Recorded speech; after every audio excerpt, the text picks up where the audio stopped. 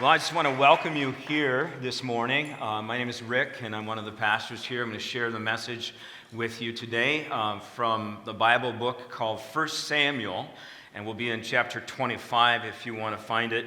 And you can turn there on your device through the Wi-Fi or find a Bible in the rack in front of you in the row. So just want to welcome also our international students. I see a number of you here, and it's just awesome to have you here with us. We hope that you feel welcome. We won't ask you to do anything weird, all right? So you can just chill and enjoy and just kind of take it in today. We don't try to make people uncomfortable. We just want to talk about God and talk about what that's like today to know God. And so specifically, we've been looking at a man named David in the book of 1 Samuel. And he is, where we're looking at in 1 Samuel, it's in his years before he becomes a king, all right? So he's kind of being led up to that moment. And the Bible talks about this man David as a man who's after God's own heart. And so that's kind of the distinctive quality about David that we've been focusing on and learning from in our series here this summer. And so just, we want to be like that. We want to have a heart that belongs to Jesus and surrendered and is about his purposes in this world. And so also want to welcome back, I see a number of our youth mission team. Raise your hand if you would, you guys. Welcome back. Give them a round of applause. They just returned yesterday, and we're so glad to see that you're safe, and we're looking forward to hearing more. And, you got to pass if you happen to fall asleep. But if the guy next to you is doing that, just, do that right there. So, but welcome back. Thank you guys for sharing Christ over in Colorado as well. But today we come to 1 Samuel 25. So throughout this series, again, we're looking at what does it mean to have a heart for God. And today the problem that we approach in chapter 25 of 1 Samuel is the problem of revenge. And so it's a really great problem in our world. One man online talked about how he met a gal online, and they dated for like a month. They grew to trust each other a lot. And she confided with him at that point that she had a DUI fine she had to pay. And so, she asked him, would he be willing to give her some cash to help that? And so he actually forked over $1,200 to her. She paid the fine and hung around for a couple more weeks and totally disappeared. And so he's like, well, what do I do? Should I take revenge? Which, we do get burned in life, and we do have experiences where it doesn't go well with somebody, and we have those anger feelings and bitterness, and we all have that of revenge sometimes. So how do we deal with that? So whether revenge is contemplated or acted upon, it's a real issue in our relationships. So today we want to talk about how to disarm revenge, and you'll understand why we use the word disarm as we go through this story a little bit here. But revenge is a real problem. Nations have that problem of, one hurting another and the other one hurting back. And families and spouses have a problem with revenge. And between friends, we have revenge, or should I say former friends, or should I say enemies, right? It's every human relationship has conflict. We should expect that. But when people turn to revenge, that turns into a real problem for that relationship. Corporations train their employees how to do customer recovery for when people are really angry about the service. And divorce proceedings can often be driven by revenge as a motive. Or families in generations, across generations, can be for many years, not even talking to each other because of problems and the revenge issues. Counselors hear the stories of revenge planned and revenge carried out and try to help people through that. Pastors, too, deal with people who are very angry at times. I heard one woman who walked right into the pastor's office and just, didn't even say hi, just started yelling. And she didn't stop yelling for over 15 minutes, and the pastor, to his credit, just kept his cool. And finally she stopped and said, well, don't you have anything to say? And he's like, well, I suppose I do.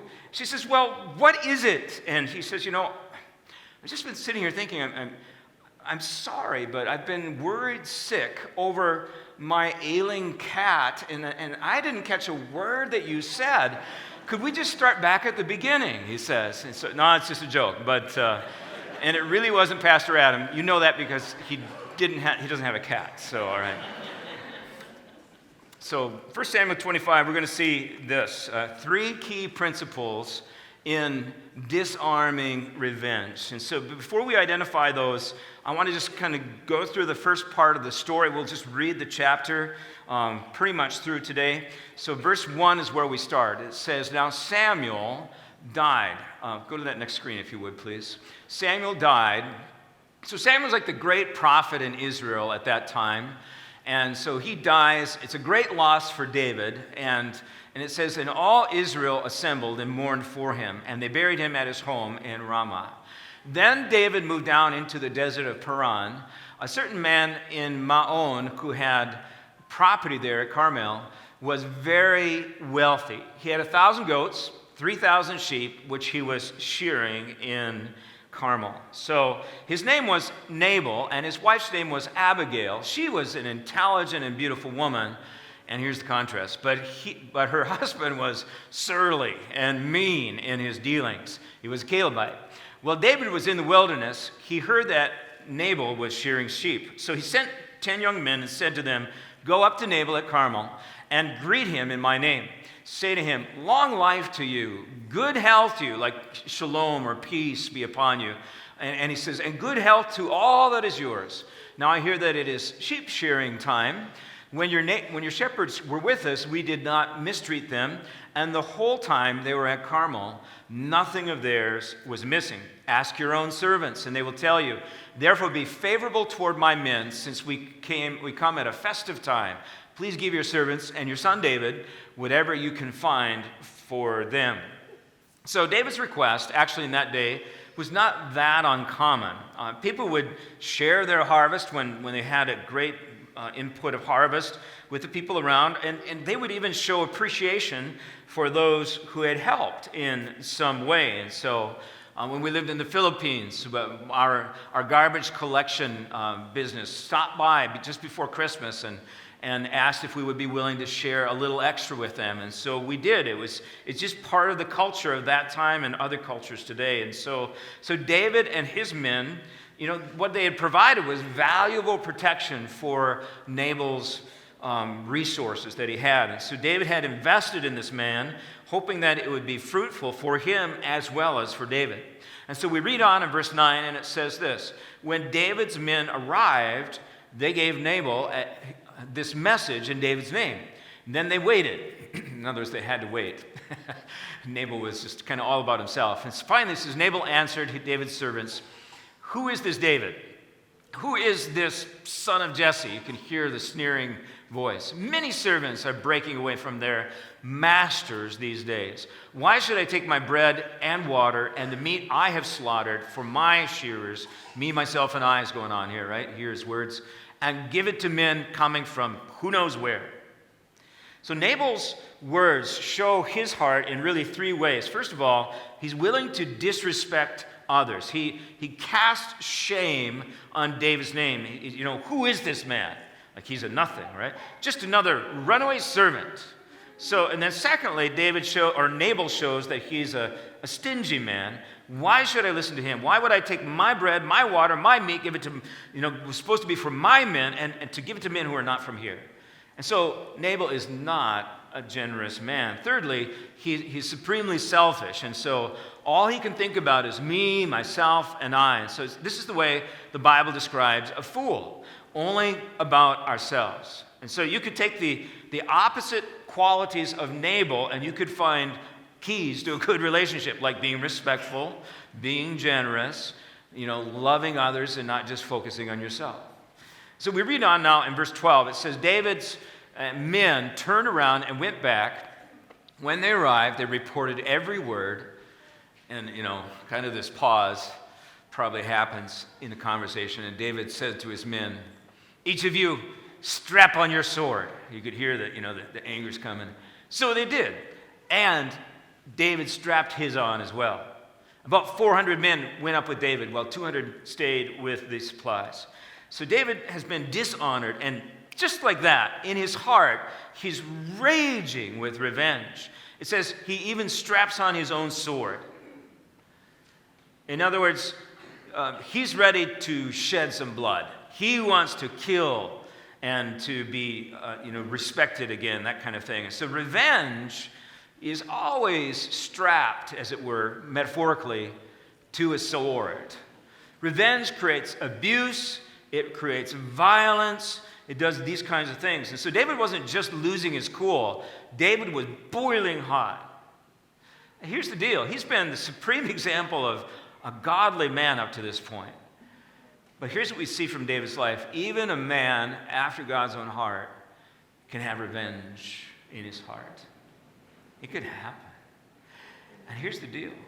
It could happen to you or me or anyone who loves God. It could happen.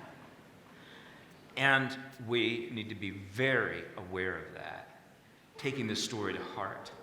Read on in verse 14. One of the servants told Abigail, Nabal's wife, David sent messengers from the wilderness to give our master his greetings, but he hurled insults at them. Yet these men were very good to us. They did not mistreat us. The whole time we were out in the fields near them, nothing was missing. Night and day, they were a wall around us as the whole time we were herding our sheep before or near them. Now think it over. So the servant's talking to Abigail, and see what you can do, because disaster is hanging over our master and his whole household. He's talking about her master, or Nabal. He is such a wicked man that no one can talk to him. So Nabal is this man. He cannot be corrected. You can't tell me anything. You can't teach him anything. He won't listen to anyone. He's always right in his own eyes. We don't want to be like Nabal, right? But unfortunately, we can often be like Nabal, perhaps more often than we even realize. Nor do you want to be like David, at least in this story, where he's seething with rage. The real hero in the story is Abigail. She emerges as an example to us of what it looks like to be after God's own heart here in chapter 25. She is the one who disarms revenge in David's heart. She's this great example of what the Lord Jesus can do through any one of us who knows him by the power of his Holy Spirit as he leads us into being interveners, peacemakers, mediators like Abigail. And so here are the three principles from our text in disarming revenge. The first one is this: right the wrong. Can you just say that with me, please? Right the wrong. All right. So David is not only offended. The offense, the anger comes because he perceives he's been treated unjustly. And so watch what Abigail does. Verse 18, she says, Abigail acted quickly. She took 200 loaves of bread, 2 skins of wine, 5 dressed sheep, 5 seahs of roasted grain, 100 cakes of raisins, 200 pancakes of pressed figs, and loaded them on donkeys. Then she told her servants, "Go on ahead, I'll follow you." But she did not tell her husband Nabal. Why? Because she knew that would not go well. So Abigail acts quickly and sends this incredibly generous gift ahead of her with her servants. I don't know if you've ever organized a meal in 5 minutes for 600 men, but you have to appreciate what Abigail did here, right? She had stores of resources ready to go, and she uses them in this moment because she needs to act quickly, and it's a good thing that she did, because David has just declared, just before this happens, that by oath, that he's going to just wipe out Nabal's men. Verse 20, we read on. It says, as she came riding her donkey into a mountain ravine, there were David and his men descending toward her, and she met them. And notice she doesn't get off her donkey. It says, David had just said, here's what David has said, first of all. It says, it's been useless. You can see him slumping his shoulder. All my watching over this fellow's property in the wilderness so that nothing of his was missing. He has paid me evil back for good. May God deal with David. Here's his oath upon his own head. May God deal with David, be it ever so severely, if by morning I leave alive one male of all who belong to him. David's pretty mad, you'd have to say, right? He is pretty mad. And so Last week, here he is. King Saul has been hunting David in the wilderness and has been trying to murder him. And David has the opportunity to take out Saul with one thrust of his own sword. And he doesn't do it because Saul is to be honored. He's the Lord's anointed. Now, here he is. He's getting sucked down into a dark star. This gravity pulling him in. This foolishness of Nabal has become infectious, and it pulls David down to his own level. And David's words are all about me, myself, and it's not working, So if David, who is after God's own heart, can become this vengeful, here's the deal. It could happen to any one of us. It could happen to any one of us. I don't know why it is, but through my years of just watching television news, I've seen, the stories come out of, someone in someone's neighborhood committing a murder, and the neighbor saying, I just can't even believe it would happen. Right? Here's the deal. Believe it can happen. Because it could happen. If it can happen to David, it can happen to you in your own heart. So, Proverbs 4:23 is a good thing to remember. Guard your heart, for from it flows the wellsprings of your life. What happens here is actually going to determine your day and how you treat the people around you and how you glorify God or not, and whether or not you'll be accountable before God for a particular sin or wrong that you've done to somebody. You need to guard your heart. Additionally, we need to act quickly at times to disarm revenge. Abigail knew that, and so she starts by meeting the needs that she can meet. She uses the food she has, she sends it on ahead of her. And what is she doing? She's talking to David before she ever meets him. She's got a really powerful message by sending that ahead of her. And so what she's doing is she's saying to David, listen, David, you have a legitimate concern. Nabal should have been generous and provided for you and your men. You certainly provided a great deal of protection for Nabal. Here's the food, buddy. Here's the food you asked for. You see what she's doing? She hasn't spoken a word. She sends the food along ahead, but she's working at the issue of the injustice that has happened, and she's righting the wrong. And when we say right the wrong, we don't mean that you are necessarily personally responsible for making something right. What we're talking about is helping someone to understand and feel and perceive that you are actually helping them to get to a place where, they can acknowledge the injustice and talk about it and kind of talk themselves down a little bit. A man who's a psychologist in our congregation told me that when you are really emotional and angry, there's a lot of adrenaline that's flowing. And you don't think clearly, right? And because of the adrenaline going on. And so what you have to do is give yourself some space, some time. He says what he counsels people is just count to 10 initially and just breathe a little bit, and let the adrenaline come off your brain and so that your heart and you can think, your heart's right and you can think clearly. So that's what we're talking about is people can have a legitimate concern. You just need to ask them what they feel is so wrong about that. So right the wrong, acknowledge the injustice, be generous. Abigail's generosity has this impact. She takes David's anger down a couple of notches. He's like, well, what's all this, right? It's kind of the classic example of have you heard the word hangry? Hungry and angry. This is probably where that word came from, hangry. David was hungry, his men were too, and they were angry. So all right, it's just a little comic relief. Abigail is not done. She's incredibly courageous, has such wisdom. It's such an explosive situation.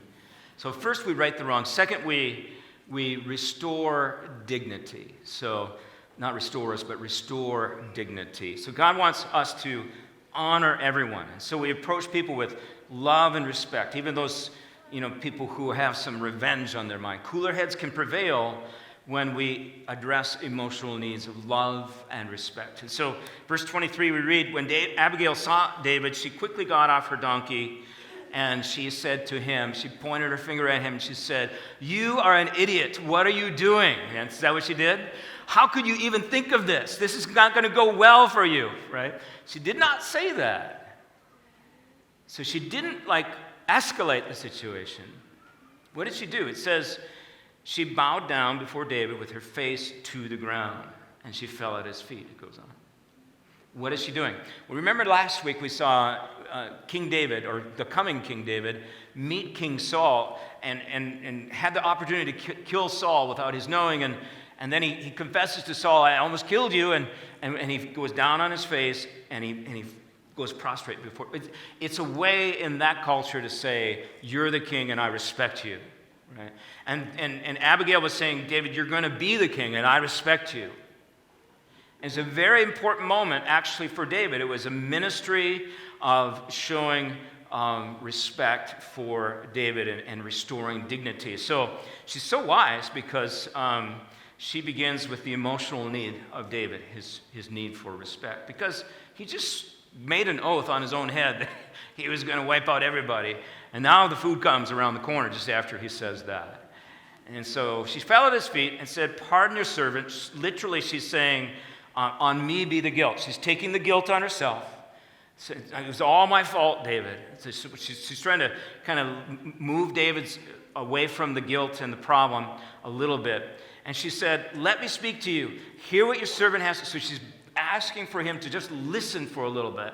"Please pay no attention to my lord, to that wicked man Nabal." So she's just speaking truth. She's not trying to be disrespectful, but she needs to speak strong words so that David will hear her. She says, he is just like his name. His name means fool. Nabal means fool. Who names their kid fool, right? Don't do that, right? So, but they did. And she says, "And folly goes with him. And as for me, your servant, I did not see the men. If I had seen them," she's saying, "it would have turned out differently." So she's very savvy. So she separates herself from Nabal, so she gets a little more attention from David. See her wisdom? She knows David is about to lose his dignity by the minute here. And she's like, "I want to help you with that, David. This could be really bad for you. Totally embarrassing and really bad for you in a lot of ways." And so, maybe you've had that experience, where you, as a parent, for example, were in the bleachers with a bunch of other parents, and you're all watching your kids, and the game is getting a wide margin, and so all of the bench gets to play in that moment, right? But your kid is the only kid left on the bench who doesn't get to play. And there's still 5 minutes left in the game. And it's a kid that, and by the 1 minute mark, you see your kid's never going to go into the game. And you're like, I don't care what the other parents, friends of mine say. I'm just going to yell, "Coach, what are you doing?" And you're up there and you're yelling at the coach, and you've got words for him that you probably should never have used. And it's pretty embarrassing by the time you walk out of the gym, right? And on the way home, guess who's yelling at you? Your whole family is yelling at you. What were you thinking, And so Abigail is like, she knows that David's kind of in that very embarrassing spot socially. And his pride is going to be making him go forward with his plans rather than stop. And so she's trying to disengage that and trying to restore his dignity. So right the wrong, restore dignity, and then 3, reframe the future. She's got a lot to say. She's very prophetic in her words. And so she's kind of indirectly asking David with these next words in this next verse. So David, what future do you see yourself having? What future do you desire to choose? And so you'll see that come up in verse 26 and beyond. It says, "And now, my Lord, as surely as the Lord your God lives, and as you live, since the Lord has kept you from bloodshed and from avenging yourself with your own hands, may your enemies and all who are intent on harming my Lord be like Nabal." So she has no problem saying to David at this moment, notice kind of the middle of that verse, "The Lord has kept you from bloodshed and from avenging yourself with your own hands." In other words, David, the reason that I, Abigail, am here right now is for you to stop and think about the consequences of your choices. I have come to you literally because God is intervening in your life through me. And I have stopped you from bloodshed. The Lord has stopped you from bloodshed. And here's the curiosity. David hasn't called off the mission yet. He's still on his horse, ready to ride into Nabal's household. So she's kept him from doing something supremely stupid, is what she's saying to him. And so verse 27, she says, and let this gift, the gift of food, which your servant has brought to my Lord, be given to the men who follow you. Please forgive your servant's presumption. The Lord your God will certainly make a lasting dynasty for my... That's going to be your future, David, for my Lord, because you fight the Lord's battles. And she's actually the first one to predict that future. It comes later in 2 Samuel 7, more officially, but she's the one who predicts that, a lasting dynasty, because you fight the Lord's battles. And so she's giving David this moment like, oh yeah, like I fight the Lord's battles. Like he's not saying anything, but he's like, is this the battle that the Lord wants me to fight, or am I doing my own deal right now? Right? And we've all done that. We're so angry, and we're just going to do what we're going to do, and we're going to say what we're going to say, and we're just going to let it fly because we just, it should happen that way. And if we were stopped and had someone to say, so is that what Jesus would want you to do? It might just totally revolutionize your relationships. Just that one moment that Abigail has brought him to. And so she says, no wrongdoing will be found in you as long as you live. Kind of like there's a right? Like, is this wrong or right, David? Right? So, right? There's not going to be any wrongdoing here today, right? And so she's reframing the future. And she adds to this kind of this moment, like, remember who you are, David. She says in verse 25 or verse 29, even though someone is pursuing you to take your life, she knew King Saul was after David to kill him. She says, the life of my Lord will be bound securely in the bundle of the living by the Lord your God. She's saying God is sovereign over this circumstance. King Saul may want to take you out, but he's not going to be successful in that. God's got your back.